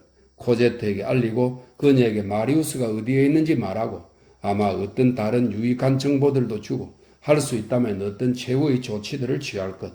그 일은 그 자신에 관해서는 다 끝나 있었다. 그는 자베르에게 잡혀있고 저항하지 않았다. 그 밖의 다른 사람이라면 그런 처지에서 테나르데가 준 그 밧줄과 그가 들어갈 첫 번째 지하 감옥의 철창을 아마 막연하게 생각했었을 것이다. 하지만 주교를 만난 이래 장발장 속에는 일체의 범죄적 기도 앞에서 설령 그것이 자기 자신에 대해서일지라도 이 점을 강조하거니와 깊고 종교적인 주저가 있었다. 자살은 이 미지에 대한 신비로운 폭력 행위는 어느 정도 영혼의 죽음을 포함할 수 있는 것으로 장발장에게는 불가능했다. 옴므 아르메거리 입구에서 상마차가 섰다. 이 거리는 너무 좁아서 마차들이 들어갈 수가 없었으므로 자베르와 장발장은 내렸다. 마차꾼은 자기 마차의 위트레흐트 벨헷이 살해된 사람의 피와 살인자의 진흙으로 온통 더럽혀졌다는 것을 형사님에게 공손하게 아뢰었다. 그는 그렇게 알고 있었던 것이다. 그는 자기에게 손해배상을 해주지 않으면 안 된다고 덧붙였다. 동시에 호주머니에서 수첩을 꺼내어 그 위에 무엇라고 증명을 한마디 써주십사고 형사님께 여쭈었다. 자베르는 마차꾼이 내미는 수첩을 물리치고 말했다. 기다린 것과 마차 요금을 합해서 얼마 주면 되겠나? 7시간 15분입니다. 라고 마차꾼은 대답했다. 그리고 제 벨벳은 아주 신품이었습니다. 80프랑 주십시오, 형사님. 자베르는 호주머니에서 나폴레옹 금화 내님을 꺼내주고 마차를 돌려보냈다. 장발장은 자베르가 자기를 지측에 있는 블랑망토 지스나 아르시브 지스로 도보로 데리고 갈 요량일 것이라고 생각했다. 그는 온마 아름의 거리로 들어갔다. 거리는 여느 때와 같이 한적했다. 자베르는 장발장을 뒤따라갔다. 그들은 7번지에 도착했다. 장발장이 문을 두드렸다. 문이 열렸다. 좋아요, 올라가시오 하고 자베르는 말했다. 그는 묘한 표정으로 그리고 애써 그렇게 말하듯이 덧붙였다. 나는 당신을 여기서 기다리겠어. 장발장은 자베르를 바라보았다. 그런 식으로 하는 것은 자베르의 습관에는 별로 없는 일이었다. 그렇지만 자베르가 지금 그에게 일종의 점잖은 신뢰를 주고 있다 할지라도 그것은 제 발톱의 길이만큼의 자유를 생쥐에게 주는 고양이의 신뢰고 장발장은 자신을 애맡기고 끝장내려고 결심하고 있었으므로 그것은 그를 크게 놀라게 할 수는 없었다. 그는 문을 밀고 집 안으로 들어가 누워있다가 침대에서 문 여는 줄을 잡아당긴 문지기에게 나요 하고 소리 지르고 계단을 올라갔다. 2층에 이르러 그는 쉬었다. 모든 고통스러운 길들에 잠시 머무는 곳들이 있다. 전개참의 창은 들어 올리게 되어 있는 창인데 열려 있었다. 많은 고옥들에서처럼 계단은 햇빛을 받고 거리에 면해 있었다. 바로 맞은편에 있는 가로등이 계단을 좀 비춰주어 조명비가 절약되었다. 장발장은 숨을 쉬기 위해서인지 또는 그저 기계적으로인지 그 창문에 머리를 내놓았다. 그는 거리 위로 몸을 구부렸다. 거리는 짧은데 가로등이 그곳을 끝에서 끝까지 비춰주고 있었다. 장발장은 멍하니 넋을 잃었다. 거기에는 더 이상 아무도 없었다. 자베르는 가버렸다. 12. 조부. 도착하면서 내려놓았었던 소파에는 여전히 꼼짝도 않고 누워있던 마리우스를 바스크와 문지기가 응접실 안으로 옮겨 놓았었다. 데리러 갔었던 의사가 달려왔었다. 질 노르망 아주머니는 일어났었다. 질 노르망 아주머니는 공포에 사로잡혀 우왕좌왕하며 합장을 하고 세상에 이럴 수가 라고 말할 뿐 다른 일은 하지 못했다. 그녀는 때때로 덧붙였다. 온통 피범벅이 되겠네. 처음의 공포가 지나갔을 때 그 상황이 주는 어떤 철학이 그녀의 정신에까지 나타나 이런 절규로 표현되었다. 결국 이렇게 되게 마련이야. 그녀는 이런 종류의 경우에 습관인 그러게 내가 뭘 했어 라고 말하는 데까지는 가지 않았다. 의사의 지시로 간이 침대 하나가 소파 옆에 놓였다. 의사는 마리우스를 진찰하고 맥이 아직 계속되고 있고 부상자의 가슴에 아무런 깊은 상처가 없고 입 아귀의 피는 콧구멍에서 오는 것임을 확인한 후 그를 침대 위에 평평하게 베개 없이 머리를 몸과 같은 평면에 아니 오히려 좀 더 낮게 쉽게 숨을 쉴 수 있도록 상반신을 벗기고 뉘어놓게 했다. 질 노르망 양은 마리우스의 옷을 벗기는 것을 보고 물러갔다. 그녀는 자기 방에서 묵주신공을 바치기 시작하였다. 흉부는 아무런 내부의 상해도 입지 않고 있었다. 탄환 한 알이 지갑 때문에 힘이 약해져서 옆으로 빗나가 옆구리를 돌면서 심한 파열상을 입혔으나 깊지는 않았고 따라서 위험은 없었다. 오래 지하를 걸었기 때문에 부러진 쇄골이 아주 빠져서 거기에 심각한 장애가 있었다. 양팔은 사브르로 베어져 있었다. 얼굴 모양을 흉하게 한 칼자국은 하나도 없었다. 그렇지만 머리는 핏줄기들로 덮여 있었다. 이 머리의 상처들이 어찌 될 것인가? 이 상처들은 두피에서 멈추고 있었는가? 두개골에 타격을 입히고 있었는가? 그건 아직 말할 수 없었다. 중대한 정세, 그것은 그 상처들이 기절을 일으켰었는데 그러한 기절에서 반드시 깨어나지는 않는다. 그뿐 아니라 부상자는 출혈 때문에 탈진해 있었다. 다만 허리띠 아래 신체의 하부는 바리케이트에 의해 보호되었었다. 바스크와 니골레트는 헝겊을 찢어 붕대를 준비하고 있었다. 니골레트는 그것을 꿰매고 바스크는 그것을 감고 있었다. 붕대가 없었으므로 의사는 일시적으로 솜을 가지고 상처의 피를 거치게 했다. 침대 옆에는 외과 수술 기구가 놓여있는 탁자 위에 세 자루의 촛불이 켜져 있었다. 의사는 냉수로 마리우스의 얼굴과 머리를 닦았다. 통에 가득한 물은 일순간에 붉어졌다. 문지기는 손에 촛불을 들고 비춰주고 있었다. 의사는 슬픈 생각을 하고 있는 것 같았다. 때때로 그는 마치 마음속으로 스스로 제기하는 어떤 질문에 대답이라도 하는 것처럼 부정적으로 머리를 흔들고 있었다. 의사가 하는 그 자신과의 이상한 대화는 병자에 대해 나쁜 징조였다. 의사가 마리우스의 얼굴을 닦고 아직도 잠긴 눈등에 가볍게 손끝을 댔을 때 응접실 안쪽에서 문이 열리고 창백한 긴 얼굴 하나가 나타났다. 할아버지였다. 폭동은 이틀 전부터 질 노르망 씨를 심히 불안케 하고 분노케 하고 걱정케 했었다. 그는 간밤에 자지 못했었고 하루 종일 열이 있었다. 저녁에 집안에 모두 빗장을 지르라고 이르고 매우 일찍 자리에 들어 피로 때문에 옅은 잠이 들었었다. 노인들은 잠귀가 밝다. 질 노르망 씨의 방은 응접실과 접해 있었으므로 사람들이 아무리 조심을 했어도 소음이 그를 깨웠다. 문틈에서 보이는 불빛에 놀라 그는 침대에서 나와 더듬더듬 왔었다. 그는 문턱에 서서 반쯤 열린 문의 손잡이에 한 손을 대고 머리를 조금 앞으로 기울이고 그리고 건들거리고 수위처럼 곱고 주름 없는 흰 잠옷을 몸에 꼭 끼게 입고 놀라고 있었다. 그는 무덤 속을 들여다보는 유령 같았다. 그는 침대를 보고 시트 위에 그 피 묻은 청년을 보았다. 밀랍처럼 희고 눈을 감고 입을 열고 입술이 새파랗고 허리까지 벌거벗고 전신이 새빨간 상처투성이고 움직이지 않고 강렬한 불빛을 받고 있는 그 청년을. 조부는 머리에서 발끝까지 뼈가 앙상한 팔다리를 더할 수 없이 떨었고 고령 때문에 각막이 노란 그의 눈은 일종의 유리 같은 어른거림으로 덮였고 그의 얼굴은 온통 일순간 해골 바가지 같은 흑빛의 각들이 되었고 그의 두 팔은 거기에 용수줄이 끊어진 것처럼 축 늘어졌고 대경실색한 탓에 와들와들 떨리는 그의 두 늙은 손은 손가락들이 벌어져 있었고 그의 두 무릎은 앞으로 각을 이루어 잠옷이 열린 틈으로 그의 흰 털투성이의 빈약한 다리를 드러내 보이고 있었는데 그는 중얼거렸다. 마리우스, 어르신 하고 바스크가 말했다. 사람들이 방금 도련님을 가지고 돌아왔습니다. 도련님이 바리케이트에 가셨는데 그런데 죽었구나 하고 노인은 무시무시한 목소리로 외쳤다. 아, 못된 놈 같으니. 그러고는 무덤 속의 변모인 양 이 백세 노인은 젊은이처럼 다시 몸을 똑바로 세웠다. 선생 하고 그는 말했다.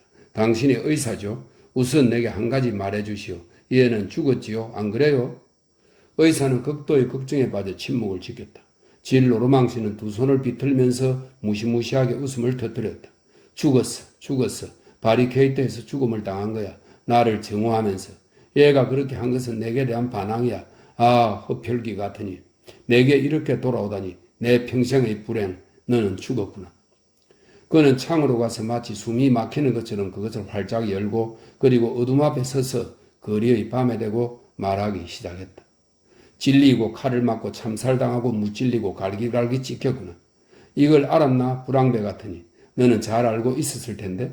내가 저를 기다리고 있었다는 걸. 내가 제 방을 정돈해 두었다는 걸. 내가 제 어린 시절의 사진을 내 머리맡에 놓아 두었다는 걸.